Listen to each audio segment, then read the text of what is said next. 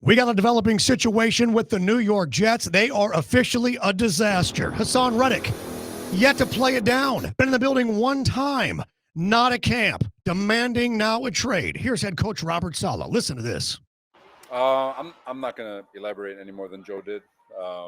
You know, it is what it is. I'm going to focus on the guys who are here. Wow. Well, what did Joe say exactly? Take a look at this. This is the message from the Jets, from the GM, Joe Douglas.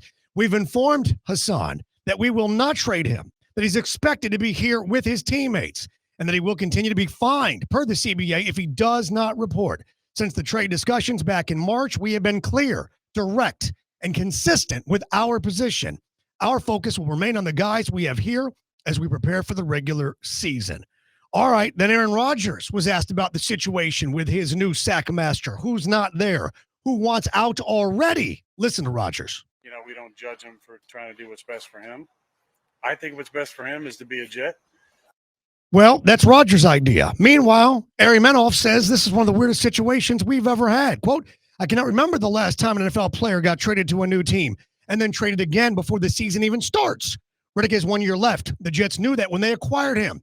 Reddick acknowledged at his press conference, and this is what he said. All right, so let's take a look now because this is actually the quote from Haason Reddick in March. All options are open right now. I'm just worried about being here, meeting everybody. That means New York with the Jets. But whatever happens, I'm going to be happy.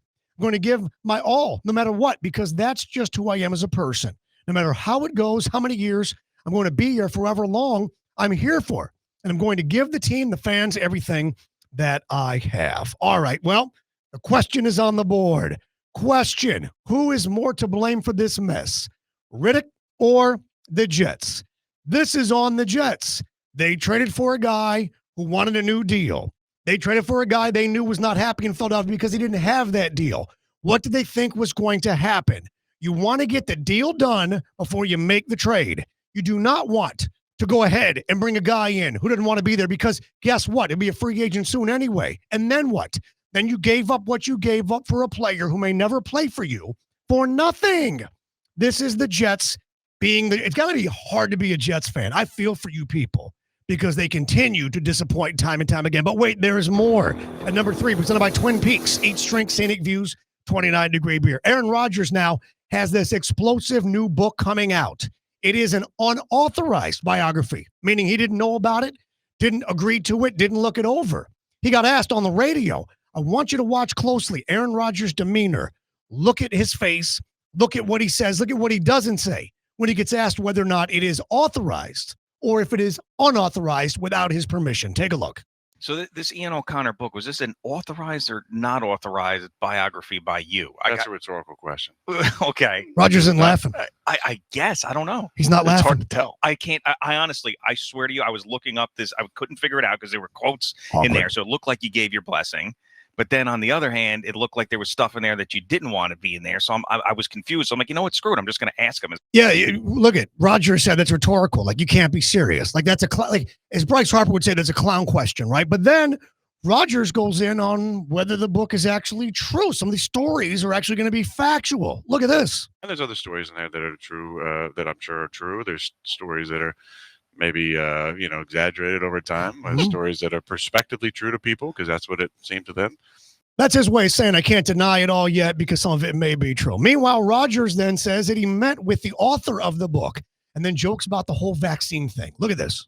I don't know what kind of book he's going to write. I do know that when I met him, one of the first things he said was, I'm double vaxxed and double boosted.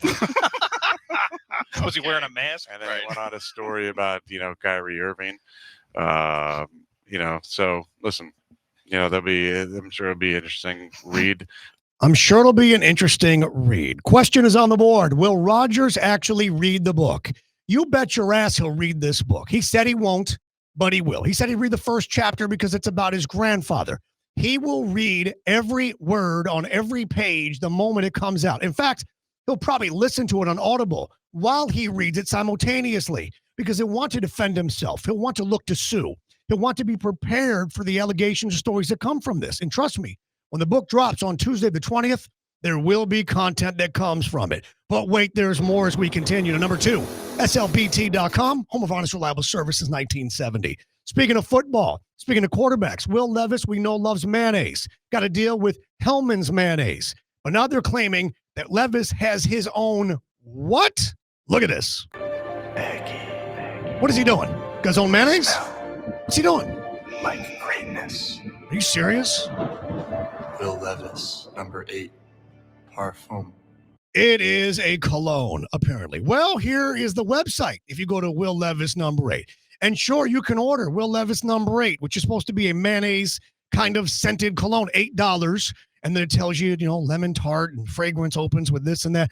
But then look at the website. When you go to order, it said sold out. Right now, it reminds you, sold out, limit 1 per order, and then it's sold out for today. The Scent of Greatness will be restocked tomorrow, 10 a.m.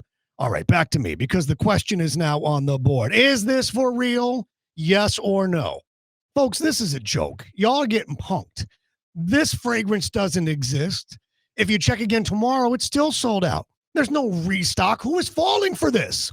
There is no Will Levis flavored, scented mayonnaise smelling cologne. This is a publicity stunt. It's not April 1st, but it might as well be. They are trying to punk you. Please do not fall for this. And just like that to number 1 as we continue on in football. X-Golf coming to West Palm Beach on Instagram. Find them at X-Golf WPB. Tyreek Hill, maybe the fastest man in the National Football League, has words for Noah Lyles, the fastest man, at least in the 100-meter, on the planet. Remember, Noah Lyles said that Super Bowl champions are not world champions because there's no world actual playing, just these United States. Well, listen to what Tyreek Hill said back. Noah Lyles can't say nothing after what just happened to him. You know what I'm saying? Then he want to come out and pretend like he's sick. I feel like that's like horseradish. Horseradish. Like do that and say that we're not world champions of like our sport. It says like, come on, bro. Like, just speak on what you know about. Tyreek Hill not having it. The question is on the board. Who wins a 100-meter? That's not the question. 40 is.